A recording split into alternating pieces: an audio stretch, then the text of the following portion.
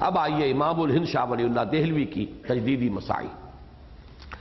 امام الہند حضرت شاہ ولی اللہ دہلوی کی تجدیدی مسائی کا تفصیلی جائزہ تو ظاہر ہے کہ ان مختصر شذرات کی حدود سے باہر ہے، تاہم یہ عرض کیے بغیر نہیں رہا جاتا کہ دور صحابہ کے بعد کی پوری اسلامی تاریخ میں ان کی سی جامعیت کبریٰ کی حامل کوئی دوسری شخصیت نظر نہیں آتی۔ علمی اعتبار سے یہ کوئی سیف بدست ہو کر میدان جنگ میں تو نہیں آئے، لیکن علم فکر کے اعتبار سے دور صحابہ کے بعد جامع ترین شخصیت، جو میری ایکویشن ہے جو میں بیان کیا کرتا ہوں وہ تو یہ ہے کہ دو عظیم ترین شخصیتیں امام غزالی، امام ابن تیمیہ، اور ان دونوں کا مجموعہ کر لیجئے تو وہ شاہ ولی اللہ دہلوی، اور اس میں ہرگز کسی شک و شبے کی گنجائش نہیں ہے کہ وہ واقعتاً دور جدید کے فاتح ہیں۔ فاتح کے معنی کانکرر نہیں بلکہ افتتاح کرنے والے۔ یورپ میں جو کام بیسیوں بلکہ سینکڑوں مصنفین نے کیا ہے رینائسنس کا، اسلامی علوم کو اثر نو تازہ کرنا، زندہ کرنا، تنہا ایک شخص نے اتنا ہی کام کیا ہے، اور وہ ہے شخص شاہ ولی اللہ دہلوی رحمۃ اللہ علیہ۔ اور اس اعتبار سے خواہ یہ کہہ لیا جائے کہ انہوں نے حضرت مجدد اور شیخ محدث دونوں کی مسائی کو منطقی انتہا تک پہنچایا، خواہ یہ کہہ لیا جائے کہ وہ دونوں اصلاً امام الہند شاہ ولی اللہ دہلوی ہی کی شخصیت کی تمہید تھے، کوئی فرق واقع نہیں ہوتا۔ اصل کام یہاں سے شروع ہو رہا ہے تو گویا کہ وہ تمہیدی مسائی تھی، اصل کام یہاں سے شروع ہوا ہے، یا یہ کہہ لیں کہ انہوں نے اس کام کو آگے منطقی انتہا تک پہنچایا۔ اب ان کے کاموں کا ذرا تھوڑا سا جائزہ لے لیں، علمی ان کی خدمات۔ چنانچہ ایک طرف حضرت مجدد نے ہند میں امت مسلمہ کو اثر نو ایک مستحکم داخلی تشخص عطا کیا تھا، تو شاہ صاحب نے احمد شاہ ابدالی کو دعوت دے کر امت کے خلاف اٹھنے والے سب سے بڑے خارجی طوفان کے مقابلے کا سامان کیا، اس لیے کہ یہ جو مرہٹہ تھریٹ تھی ہندوستان میں، عالمگیر 25 برس تک دکن میں رہے ہیں، لڑتے رہے شیواجی سے، 25 برس تک دلی آنا نصیب نہیں ہوا اس شخص کو، 50 برس کا دور حکومت ہے، 25 برس دکن ہی میں رہے، وہیں دفن ہوئے، اورنگ آباد میں دفن ہے،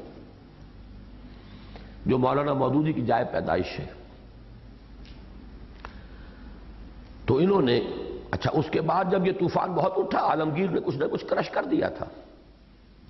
لیکن اب اس کے اوپر پھر یوں سمجھیے کہ پون صدی بیت گئی تھی، کچلا نہیں گیا تھا وہ سانپ جو ہے اس کا سر، وہ دوبارہ طوفان بن کر اٹھا ہے۔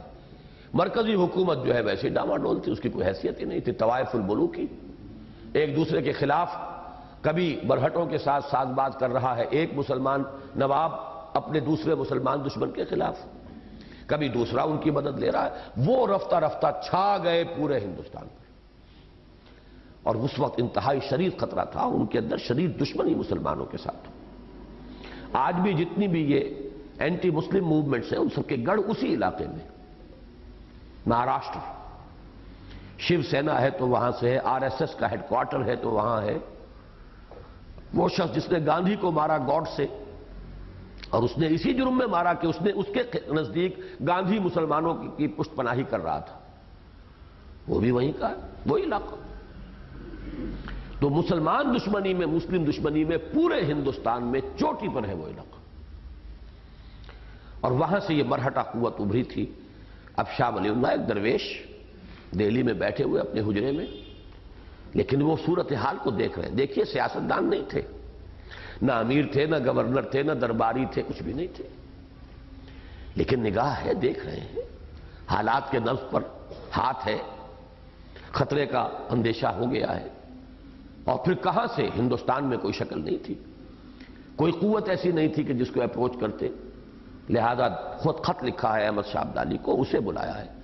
اور پانی پت کی تیسری جنگ میں پھر احمد شاہ ابدالی کے ہاتھوں اللہ نے مرہٹہ قوت کو توڑا ہے۔ یہ ہمارے پروفیسر یوسف سلیم چشتی صاحب کا ایک بڑا ہی محبوب موضوع تھا، اس پر وہ تقریر کرتے تھے، تو جس جذبے کے ساتھ اور شوق کے ساتھ اور جو معلومات ان کے پاس تھی کہ واقعتاً اللہ کی مدد تھی، مرہٹا فوج کے لیے ایک بہت بڑی کمک آئی، ہزاروں اس کے اندر وہ جانور تھے جن کے اوپر وہ گندم لدی ہوئی ہے، پیسہ ہے، سامان ہے، فوج کے لیے کمک آئی ہے۔ راستہ وہ بھول گئے، پہنچ گئے عبدالی کے کیمپ میں، ساری مدد اور کمک مل گئی عبدالی کو۔ تو اللہ کی طرف سے ہوتا ہے، لیکن یہ کہ بہرحال کچھ نہ کچھ اسباب ہوتے ہیں۔ تو اب یہاں دیکھیے میں نے ان دونوں کو جمع کیا ہے۔ ایک طرف حضرت مجدد نے ہند میں امت مسلمہ کو اثر نو مستحکم داخلی تشخص عطا کیا۔ یہ داخلی تشخص تھا، اتباع سنت، شریعت کی پابندی، یہ داخلی تشخص کی پریزرویشن ہوئی، استحکام ہوا۔ تو شاہ صاحب نے احمد شاہ ابدالی کو دعوت دے کر امت کے خلاف اٹھنے والے سب سے بڑے خارجی طوفان کے مقابلے کا سامان کیا، اور حضرت مجدد نے رد روافظ سے جس کام کا آغاز فرمایا تھا، یہ ان کا رسالہ شیعیت کی نفی میں، اس کی تکمیل شاہ صاحب نے ازالۃ الخفا عن خلافت الخلفاء اور قرۃ العینین فی تفضیل الشیخین، اور ان کے صاحبزادے شاہ عبد العزیز نے تحفہ اثنا عشریہ ایسی کتابوں کی تصنیف سے کی۔ یہ دو کتابیں ازالۃ الخفا عن خلافت الخلفاء یہ بڑی چوٹی کی کتابیں ہیں کہ اصحاب ثلاثہ، بلکہ خاص طور پر جو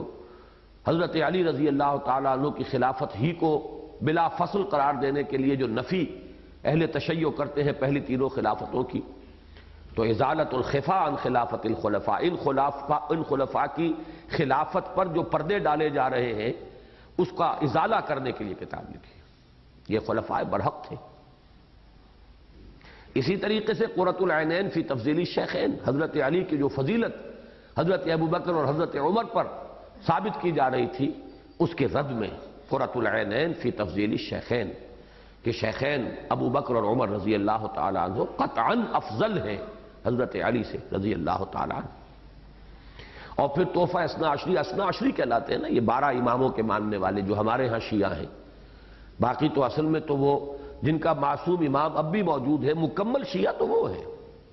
یہ تو درمیان میں لٹکے ہوئے، ان کا امام بھی غائب ہے۔ اس اعتبار سے وہ امامیہ جو ہے اصل میں تو وہ ہے۔ بہرحال اثنا عشری ان کو کہتے ہیں، تو تحفہ اثنا عشریہ شاہ عبد العزیز نے کتاب لکھی۔ اور دوسری طرف